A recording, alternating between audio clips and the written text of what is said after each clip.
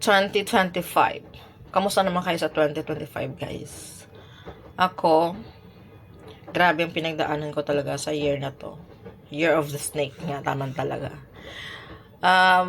Nakakalungkot, no? Kasi unang-una, nawala yung pagbalik. Nagbakasyon naman ako, nasaya naman, nakasama ko yung mga anak ko, kasama ko sila hanggang. Masaya naman ang naging bakasyon ko.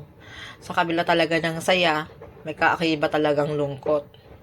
So, pag tamang-tamang pagbalik ko dito sa Hong Kong, nawala din yung account ko na sa Facebook na si Sharon.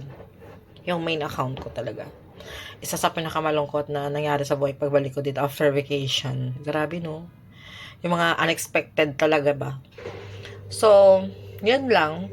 Na overcome ko na yung kalungkutan na yun, tinanggap ko na rin kasi syempre, kaysa magpaka-stress ako doon, wala na tayong magagawa. So, tinanggap ko na wala na talaga yung account ko.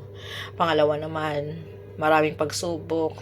Ito, nawala na naman silang siya naman yung nawala. Ang daming nawala talaga sa akin, nakakalungkot. Ay, naku, ayoko nang umiyak.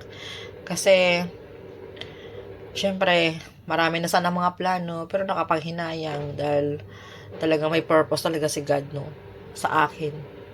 Grabe, no? Parang nawala yung account ko, nawala siya.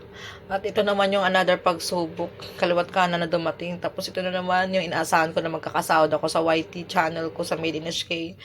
Ay, nasuspended naman yung account ko.